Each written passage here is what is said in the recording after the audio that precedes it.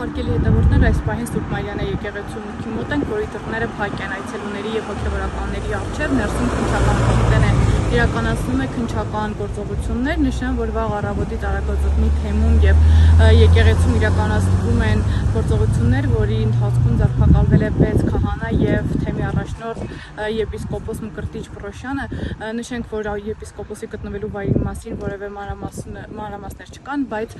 քահանաները տեղափոխվել են Երևանի քննչական կոմիտե, այս պահին ազգային անվտանգության ծառայությունն էլ միաժամանակ գործողություններ է իրականացնում առաջնորդարանում, ոչ լրագրողների մուտքն է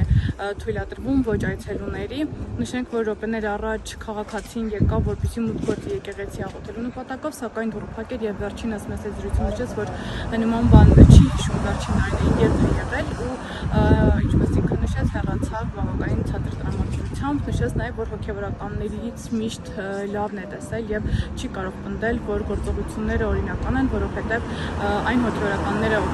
ովքեր ձերբակալվել են,